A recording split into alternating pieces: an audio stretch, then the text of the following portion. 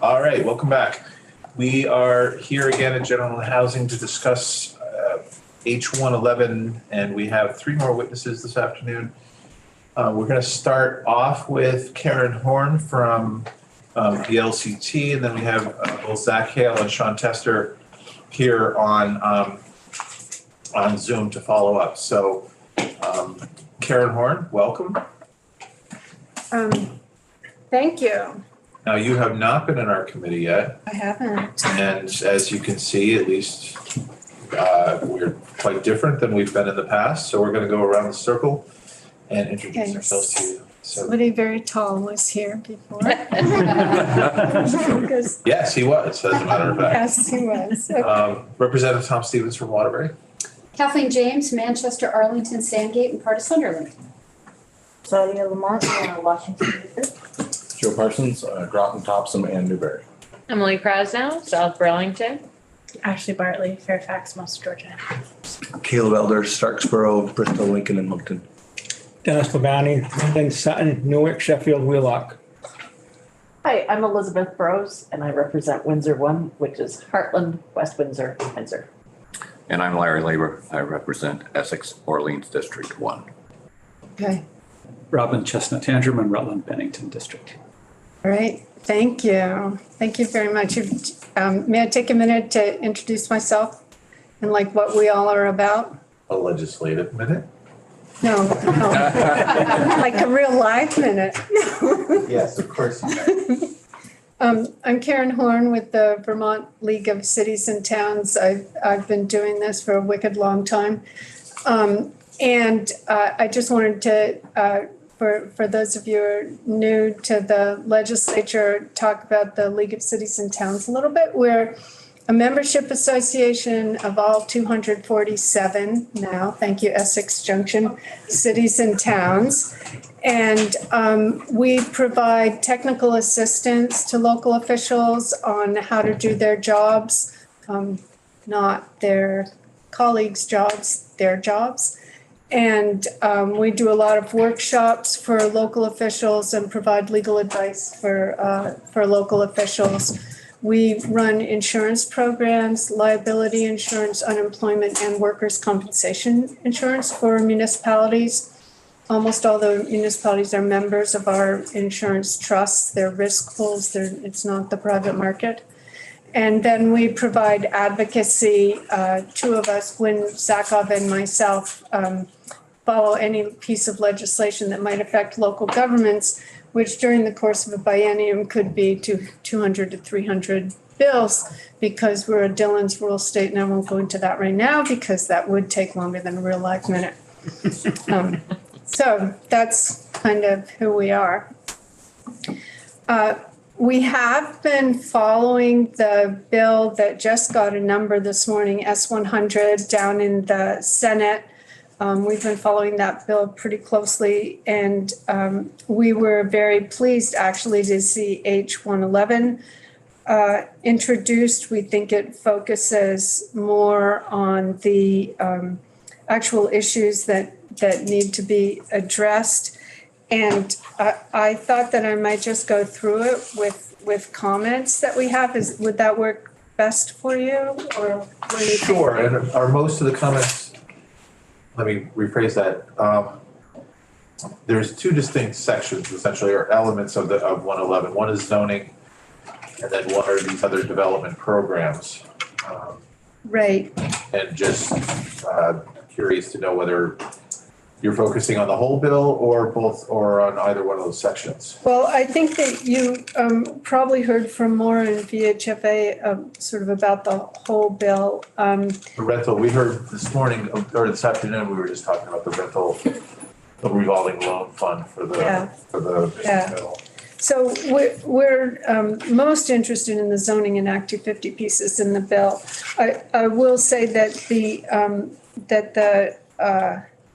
the focus in the first part of your bill and the rental housing improvement missing middle programs on making sure that funding is available for those areas of the state that tend to miss out quite a bit because they don't really have the capacity, the professional capacity to help apply for grants, and then once you accept grants, manage them, get the projects built, and report all in compliance with state and federal laws. So we do support those aspects of the bill. And I would also mention, which Maura may have also, that the funding levels are a little bit higher in S100 than they are in this bill as it was introduced. So let me see where I should, 1 second here, sorry. What happens when you try to do things with paper? Okay, so page 20 of H111 starts with the designated areas, and we support most of the language in this section that if a municipal panel makes a determination that a residential development will not result in an undue adverse effect on the character of the area, that wouldn't be appealable. We would support that language. Character of the area is defined in Title 24, Chapter 117, which is the actually pretty massive planning statute that applies to local governments and regional commissions. We also support strongly the provision in Act 250. So this is page 21. I don't know if on the computer you can follow on pages, but the word development does not include construction of improvements for a housing project in a designated downtown or village center. So what this language does effectively is exempt housing projects in those areas from Act 250. So you wouldn't have to go through that process, and you wouldn't have to comply with the 30-some criteria that are in Act 250. You would go through the local zoning process. And one of the major complaints from people that we've heard that have had to go through both Act 250 and local zoning is that it tends to be duplicative to a large extent, and that you're paying experts and you're paying application fees and you're spending time essentially doing the same thing in both forums. So we do support that. Yeah. Oh, sorry. The language, improvements for a housing project. I know you're not the drafter or an attorney. But does that mean building the project? That could mean anything from site work to painting, but I don't know if it includes, is it everything? We were thinking that it was everything. I think that the intention of Representative Sims had been that it would be everything. But you may want to double check with her. That was our understanding. Okay, thank you.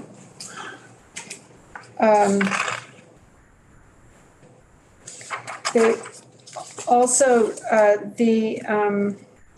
the language, there would be new language that says that this is also under Act 250.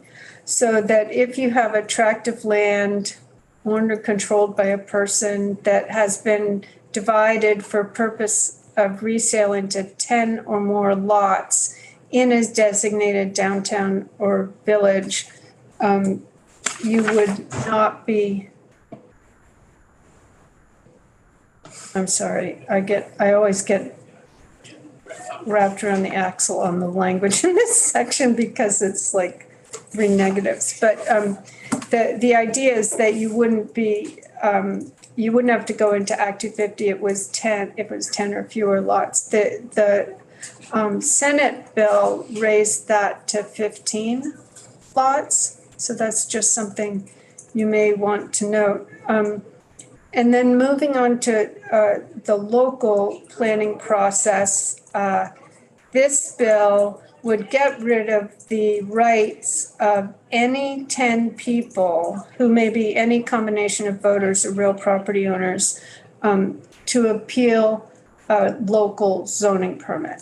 And left in place are a number of other entities that can appeal. So any abutting landowner, the host municipality, the abutting municipality, the state that has any interest in or property in a particular municipality would all be able to appeal a zoning decision still.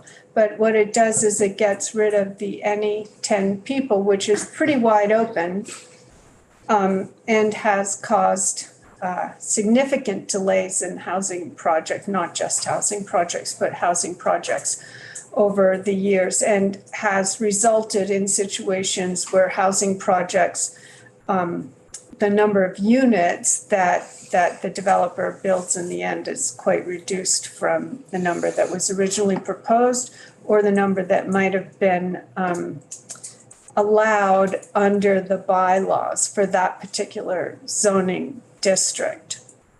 We strongly support that language.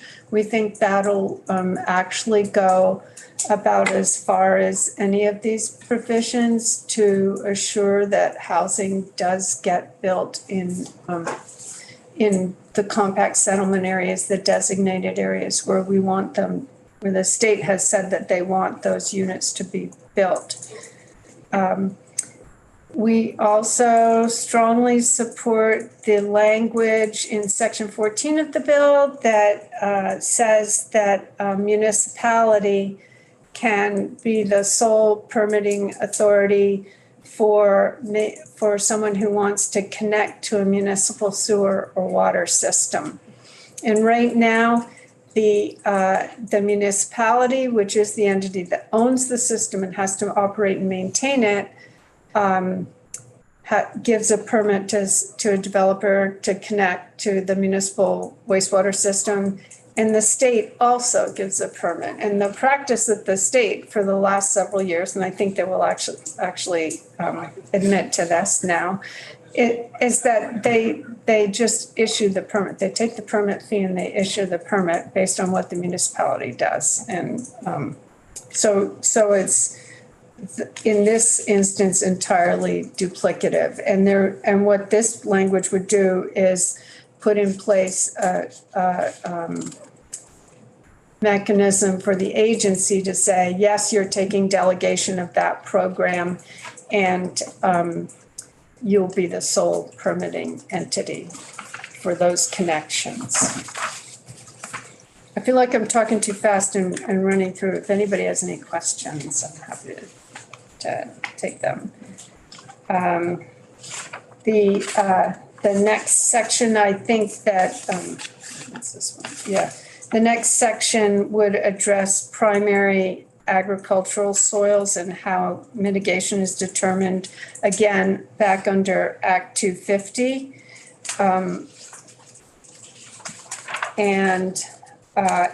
It would say that, and it would essentially say that if you're building a water system, I believe it's just a water system, wastewater system, to serve a development in a designated area and primary ag soils are involved, you wouldn't have to comply with the mitigation requirements of Act 250. So just in summary, in general, we think this is a really good bill. We worked with the sponsors on developing it. It's half the length of S100 at this point. So at some point, I imagine that the two bills are going to need. It's early yet. Yeah, and age 68, which is in House Environment and Energy, all of those are going to need to get merged. Yeah, and a lot of this zoning stuff will probably get considered over in energy and environment. We'll focus on the more housing, the other side of this. Yeah, we did say, not that anybody necessarily listens to us when we say this, but we did say that we felt that all these housing bills should come to this committee. Well, thank you. Say housing. That's right.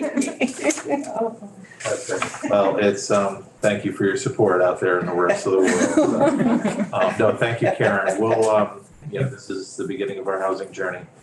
So I appreciate your comments on it. It's nice to see that, I think the attempt in the bill is to try to, obviously, is to make things easier. Yeah. Defining what easier is for some folks will be the crux of the matter. So, Right. Well, if you, I don't know if people read the 7 Days series on housing over the last couple of years, and articles in the national press as well around not only zoning, and we effectively have 2 zoning systems here because we have Act 250 and local zoning, but also the hearing process and what that does, because anybody who's in a neighborhood, anyone who's in a neighborhood has a very vested interest in going to those hearings and making themselves heard. And the people who are not there yet, but who might want to be there in the future, they don't have that same vested interest. And so the public hearing process, the way we've put it together in the United States, is that you only hear from a portion of the audience and, and a portion of the affected people. And I don't know how to change that. I don't really have any proposals, but you do see it over and over again where people come in and they don't want that many housing units or whatever in their neighborhood. And those are the people that you listen to because those are the people that show up, that have an interest in showing up. So I don't know, I hope you can solve that one. yeah, no problem. It's a big problem.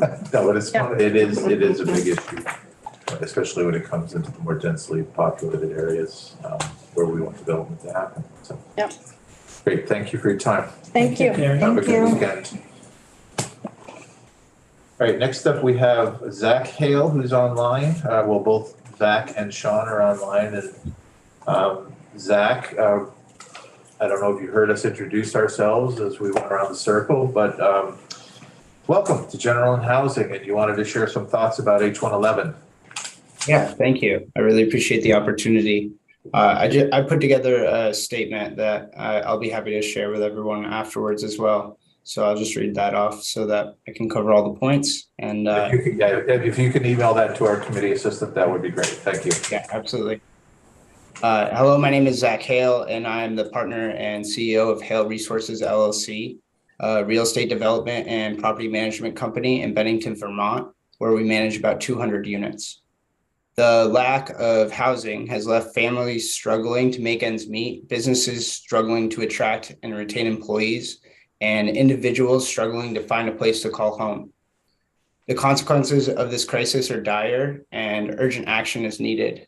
That is why I'm here today to express my strong support for H111, a bill that takes critical steps towards addressing the housing challenges that we're facing in our state. My company's mission is to purchase, renovate, and maintain property to provide sustainable, high-quality housing in Southern Vermont. We've renovated about 125 units and over 40 buildings since 2009.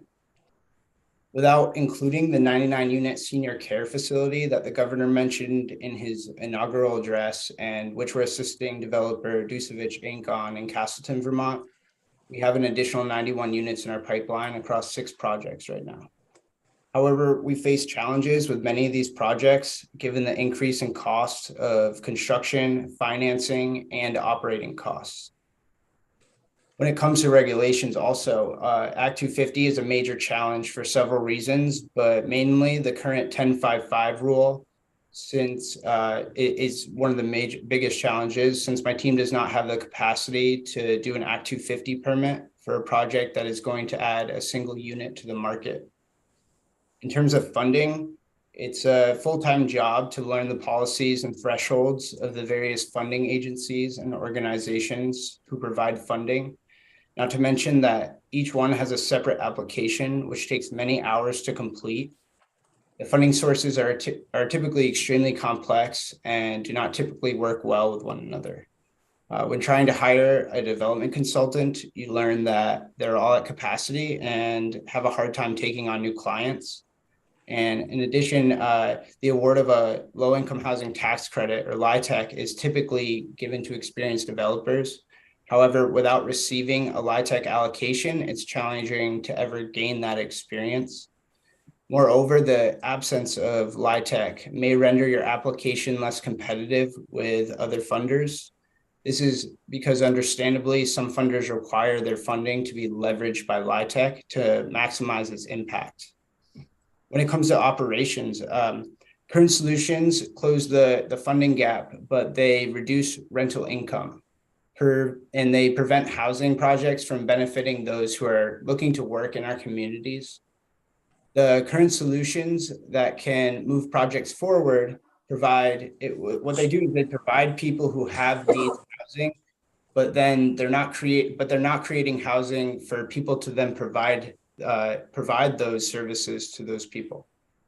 As a result, our communities are not able to provide services to people to rise out of the situations they're in and achieve their greatest potential. We're developers and property managers, but we often find ourselves serving as social workers because there's just not enough people in Vermont who can care for those in need. Yet we're consistently seeing people trying to move to the area who cannot find housing. And as a result, they just don't move and take the jobs in our communities. In fact, we actually have some employers looking to master lease units months before they actually need them to make sure that they'll have them available for future employees when the time comes. VHIP, I just want to mention a couple of things about VHIP. VHIP has been an amazing tool for renovating and repairing both units and the infrastructure of properties. And it's provided easily accessible funding to complete smaller projects that we would not be able to do without. A couple suggestions I do have for the program, though. One suggestion is that to make sure that there are things in place for the people that the services for people who are living in these units, because right now, you're required to have people working through COC to live in the units, but then there's no requirement for the services, and that has been a challenge with that program. And I believe that the program is really important to all housing projects. And I see in H111 that there is the limit for 5 units per project. And I would just suggest that maybe that would be changed to 51% of the units in a project rather than the five units. Also, to comment on the solutions though provided by H111, first, eliminating Act 250 or the 1055 rule from Act 250 by making it so development does not include housing projects in designated areas is extremely important, and it will allow my team to put multiple projects back on our pipeline.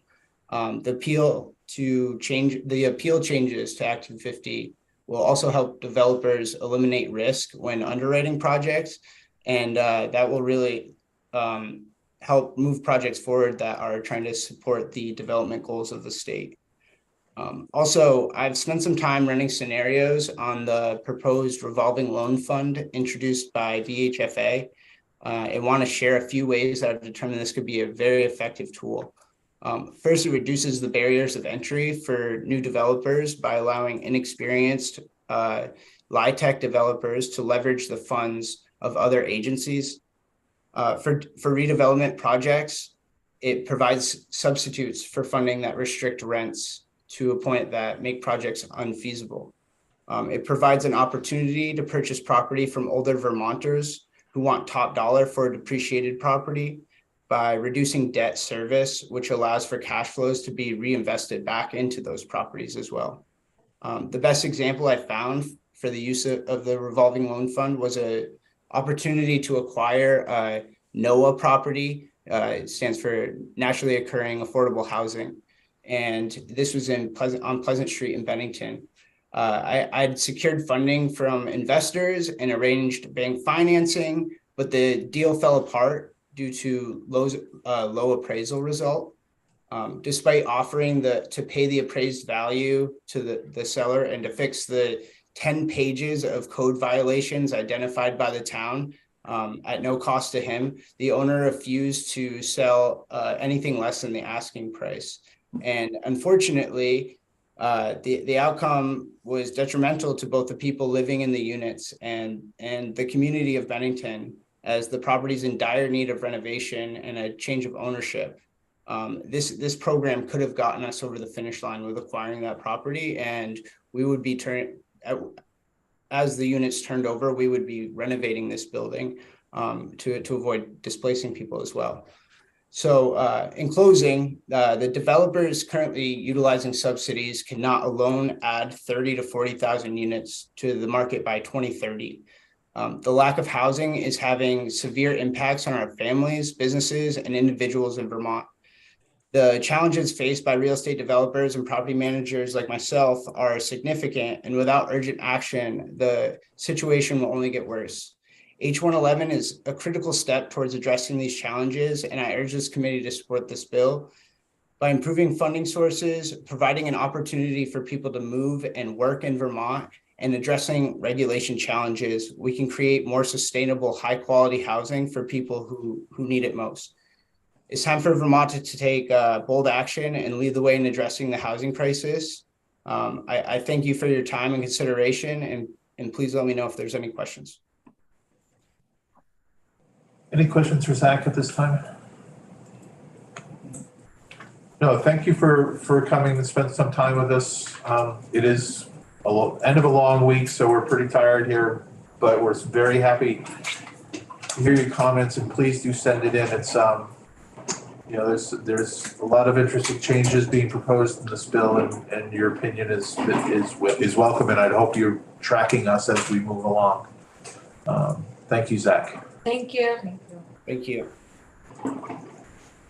All right, and next up we have Sean Tester from I imagine a slightly different facet of this conversation, from Northwestern Vermont Regional Hospital. Welcome, Sean. Oh, well, thank you very much. That's northeastern Vermont. So I'm here in Sorry, it's like 14 feet away from my head. I can't read that small type. I'm gonna have Dennis kick you under the table. How's that? Yeah. It's kind of I really appreciate you all enabling me to join you today. I actually got back late last night from San Antonio, Texas. I was at a healthcare conference there, and the hotel was about 25 miles out of town. And I think I passed in the 12-mile ride from the airport to the conference center. I think I went past more brand new development in that 12-mile stretch than has probably happened in all of Vermont in the last 2 decades. It was really amazing to see. And and as much as ugly and a place that I would never want to live, all I could think of was, no wonder people are moving here, because they're actually building housing for people. That area is pretty flat, right? And doesn't have a lot of bedrock. Actually, all limestone. It's very. We were in canyon area, and it was sort of hilly, but nothing quite like here. But yeah. Anyway, and they've got their own. Believe me, you wouldn't want to live there. I wanted to share a little bit. So Northeastern Vermont Regional, we have an employment base. We've got about 700 employees here. And I think that makes us, if not the largest employer in the Northeast Kingdom, we're certainly in the top 3. A couple of weeks ago, for some testimony I was doing on the Senate side, I pulled together some numbers. I did a quick scan of the healthcare institutions in the Northeast Kingdom just to see what our job openings were looking like. And as of late January, NVRH had 71 job openings. The hospital, North Country Hospital in Newport, had 83. Northern Counties Healthcare, our local FQHC, had 22, and our area nursing homes had in excess of 50. And those are job openings that are just in the healthcare sector. I know that other sectors of our economy here in the Northeast Kingdom have just as acute workforce shortages. That's including education, banking and business, manufacturing and engineering. I mean, we're all struggling with this shortage. And the hard reality is, you know, while we work with our education system to educate and prepare the people who already live here for these amazing jobs, we simply can't fill the number of jobs we have open with people who are already living here. We need an influx of people to fill these jobs, and we're all working towards that. And I can't fill those jobs unless we find a path to more housing in the state. I want to share with you a story that just happened to me just the other day. A week and a half ago, we were interviewing a candidate for our emergency department. It's a position, a physician's assistant position, which would be a clinician in the ED to fill an open vacant position that we have. The candidate that we met and interviewed with was what I consider a perfect fit. He's a mid-career clinician, would be relocating here from out of state, and is in love with the area. He wants to come here because he's biked at Kingdom Trails and he's an avid biker, and he loves Burke Mountain. So he wants to ski at Burke in the winter and bike on Kingdom Trails all summer. And he has family relatively in the area, so he'd be closer to his family that's already here. And I could tell through the whole interview process that this was a candidate that would be just ideal for our team here at NVRH. Just you know, personality-wise, skill set, an excellent fit. So at the end of the day, as we were wrapping up the interview, I wrapped up with my traditional end of interview question. I said, so do you have any concerns that you'd like me to work with you to address? And he looked at me and he said, you know, Sean, I've had a great experience today. Everybody I've met, I've been really impressed with. This is the type of environment that I want to be in. I can see you people really care about your community, and I'd be in an environment where I could work and play. And he said, but I'll be honest with you. I went on Zillow last night. I don't think I'll be able to find a place to live. That's not an uncommon story today.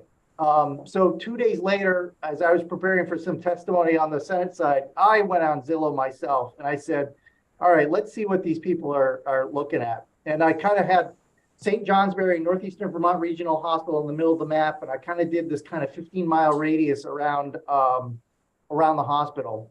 And I did my search on houses ranging in price from $200,000 on the low end all the way up to $1 million. Once I weeded out the open land, the condos at Burke, there were 6 listings. And at least half of those listings needed serious investment to make them habitable. No wonder we can't find people to fill the jobs that we have here in the Northeast Kingdom. Now, I want to point out that a physician's assistant is not an entry-level job here at the hospital, okay? If we make this, I think we are working on an offer. This gentleman's offer will be north of $150,000 a year. This is not a low-paid job, right? This is a good-paying job. And, you know, when we're recruiting people here at the hospital, that's not an uncommon salary range. And oftentimes, the people we're recruiting have a spouse that's making something in a similar income range, right? These are people making family household incomes making $150,000 to $300,000 a year. And even they are unable to find housing here. Here are a couple other examples that I want to share with you. So we had a provider commuting an hour to the job here for 6 months before they secured housing locally. We have another provider who's with us since October and still has been unable to secure local housing. And we have another one who's currently traveling all the way from Norwich for the job here while they look for someplace to live locally. I mean, this is just simply not sustainable. We have a person here, Heather Spinney. She's fantastic. Her title is talent acquisition manager, and she's really great at her job. She really helps us fill those openings that we have. And for the last year, she's been tracking the number of candidates that we have lost due to housing issues, and it's over 12 at this point that either have declined, bowed out of the search process because they feel like they could not find housing, or have accepted an offer, started looking for housing, and then had to rescind the offer, could no longer accept the offer because they were unable to find housing. So that's a dozen people. Those are just the ones that we know about. So it's really impacting our healthcare workforce locally. I know that finding support for kind of middle income, the missing middle housing that we're all talking about, is hard. And I want to also acknowledge the hard work that institutions like Rural Edge do in our communities for meeting, the needs of low income housing and affordable housing. But this problem in the middle of the market is serious, and it's getting worse. Those job openings that I mentioned here in the Northeast Kingdom, over half of them are for nursing professionals, right?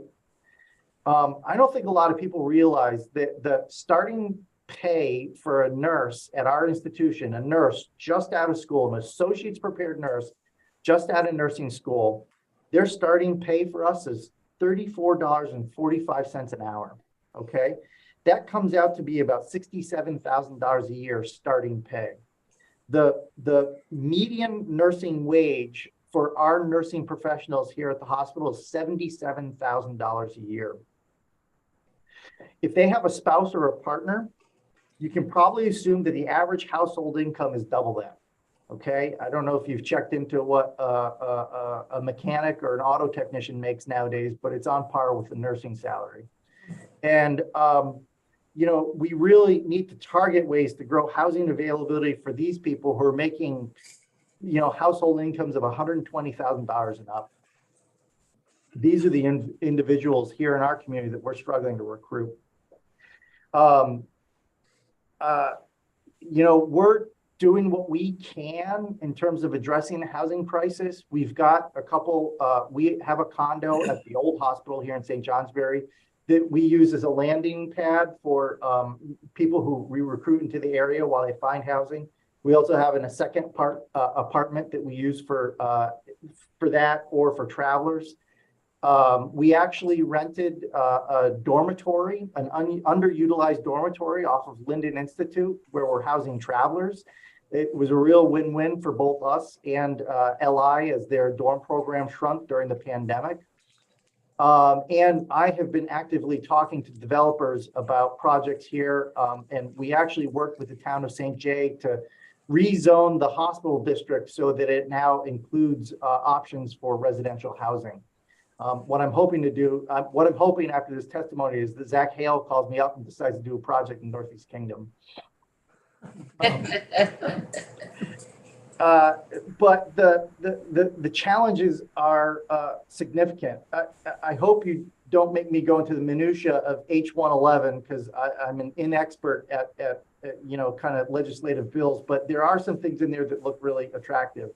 Expanding or continuing support for VHIP, I think is really important to try to continue to bring substandard housing up and online. That's critical. I think the revolving loan program has real promise and can help developers get off the, nudge projects that might not otherwise happen off the starting block. But, honestly, the people, I've been talking to developers for 2 years now here in the Northeast Kingdom. The single most important thing we do is wholesale reform of Act 250. We have made it way too difficult to do any kind of project of any kind of scale here. And it's really killing us. I know that this bill goes a long way towards addressing that. I would love to see more action. I don't know what that would look like, but really we need to see those who own rental houses, and developers as partners in this. And we need to have Vermont be seen as a development-friendly state. Maybe not as friendly as, you know, San Antonio, Texas, where I just was, but you know, if we want our young people to stay here, then they need to be able to afford a house here. And you know, a very good friend of mine, his daughter and her husband had a baby 2 years ago in the Burlington area. They're in a little tiny 1-bedroom apartment, and you know, it's limiting their decision on having a second child. They can't find a place to live, and they're considering, where do we go? How far do we go until we can find affordable housing? And the hard reality is, you know, my very good friend is sweating bullets. He doesn't want his daughter and son-in-law and grandchild to move away, but they're seriously considering it because they simply can't find a place to live here. And they both have good jobs. I want to stress that. We need to have developers be seen as partners in this, and make it much easier to do developments of any kind of scale. You know, this is the feedback that I hear over and over again. You know, there are just too many hurdles here, and the barriers are too high to do anything. I really think here in the state of Vermont that we're kind of at an inflection point, and I really never imagined to see the state come to this. But you know, you really either have to be eligible for subsidized housing, or you have to be really wealthy to live here now. Wealthy people can afford to build a house. And that's what's happening here in our own communities. I'm sure Dennis could tell you stories about, you know, you drive around Burke now, the only houses going up are very expensive homes. They're the only people who can afford to build here anymore. And so it's almost like I'm watching in real time, we're gentrifying the entire state. And we've got to turn the curve on that, or we're in big trouble. And you know, I'm speaking as someone who grew up here, who loves these communities and wants to see our communities thrive. I have 2 teenage boys right now, and I desperately hope we solve this problem so that when they're ready to put down roots and buy a house, that they'll be able to find someplace they can afford here in Vermont. And finally, I'm speaking to it as an employer who's deeply concerned about our healthcare system. I mean, if you guys are paying any attention to what's going on with wage inflation, I mean, it is crushing. You know, competition for healthcare professionals is intense right now. And if we have one more barrier, which is housing, when we're competing for a limited pool of healthcare professionals, our healthcare system is in deep trouble. I think I've hit the highlights here. You know, at the end of the day, we really just need to make it a lot easier, a lot faster, and a lot less complex to do development projects here in the entire state. But, you know, don't leave the Northeast Kingdom out of that mix. Great, thank you, Sean. It's a familiar story, and you know, there's no relief that it's happening in your neck of the woods as well, but it is something that we're, you know, to say that we're not Texas is not really sufficient at this level, but thank you for your Well, we comment. don't want to be Texas, but, you know, maybe just to open the spigot a little bit. No, thank you for that. Again, we appreciate your comments and the struggles that you among many other people are undergoing with trying to get through this, whatever this is, because it's more than just a housing crisis, but it is definitely affecting more people than just Vermont, but we're trying to solve it here. So thank you. Well, just one more thing I want to mention. This gets back to the kind of gentrification and bifurcation. You know, I've talked to quite a few people, even job candidates, people who are already here in the community who recently moved here. And, you know, people are moving here as climate refugees already. People are looking at what's happening with our climate, and they're concerned about it. And they see the North Country, Vermont, New Hampshire, as places that are going to weather climate change relatively well compared to many other parts of the country. They're either fleeing wildfires out west or drought or, rising water. And, unfortunately, most of the people that I have met who are coming here because of climate concerns are also probably on the wealthier end of the spectrum. And if we're going to be a destination for people who are concerned about the climate, then how do we make it easier for those in the middle and lower incomes to live here as well? And I don't have an answer for you, but it's just something else that I've been thinking about.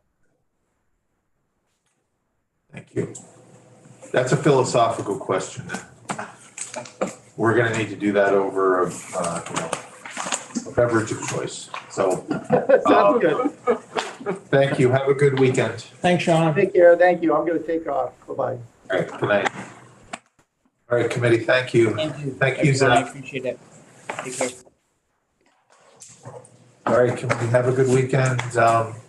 Just review some of the material that we received over the weekend. Give it a look-see over the week.